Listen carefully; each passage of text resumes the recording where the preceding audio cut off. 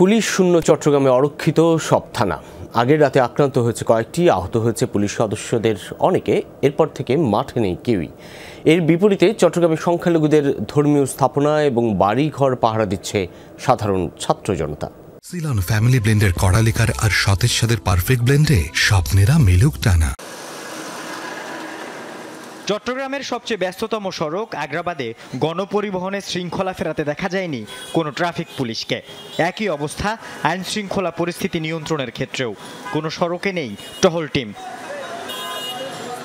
Police সদস্যদের এভাবে সরে যাওয়ার কারণে সোমবার রাতে চট্টগ্রামে অনেকটা অরক্ষিত পতেঙ্গা, ইপিজেড, কোতোয়ালি, পাহাড়তলী, রাউজান, রাঙ্গুনিয়া সহ বেশ কয়েকটি থানা আক্রান্ত হয়। আহত হন কয়েকজন পুলিশ সদস্য। আমরা সবাই একসাথে দুইটা অস্ত্র যা আছে সব ভেঙে বলছি, বম টম বের করে ভেঙে বলছি, কিছু সেনাবাহিনী কিছু জমা দিছি, পুলিশ পিছনে পালাইছে সব। দেখছি এখানে আগুন লাগছে, যে এখানে পুরাতন গাড়িগুলো আছে না, এখানে আগুনটা প্রথম লাগছে। আর আমরা দেখছি এখানে জ্বলতেছে, তখন এটা বাতাসে খালি বাড়ছে। মামলার নথিপত্র থেকে গুরুত্বপূর্ণ কম্পিউটার থেকে শুরু করে যত সব আছে মামলার আলামত আছে সব কিছু ধ্বংস করে দিয়েছে। সুযোগ কাজে লাগিয়ে পুড়ে যাওয়া গাড়ির যন্ত্রাংশ, থানার মালামাল নিয়ে যেতে দেখা যায় অনেককে। তা প্রতিরোধে এগিয়ে আসেন সচেতন অনেক মানুষ।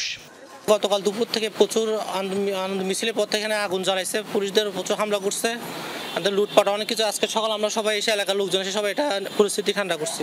বেলে কতগুলো বাড়ানোর যারা থাকে সবাই মিলে ইচ্ছা মতন সরকারি জিনিস, বেসরকারি জিনিস, মানুষের গাড়ি টাড়ি ইচ্ছা মতন লুট করছে, যার মতো করে। দুর্বৃত্তরা যেন ধ্বংসবিলাস চালাতে না পারে। আমরা সবাই ছাত্র সমাজ সবাই এগিয়ে আসবো।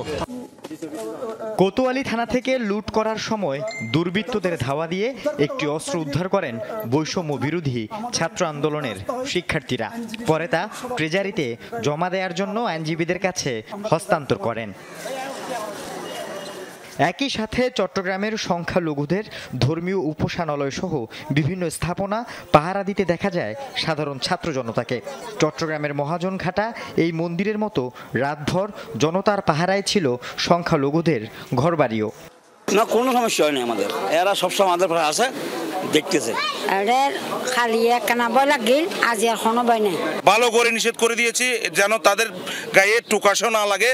আর আমরা এখন থেকে সবসময় এখানে আসবো, তাদেরকে ঠিকমতো খেয়াল রাখবো। সনাতনী ভাইদের পাশে সবসময় ছিলাম, আছি এবং আগামীতেও থাকবো যতদিন না পর্যন্ত এই সংকট কাটছে। আল আমিন শিকদার, যমুনা নিউজ, চট্টগ্রাম।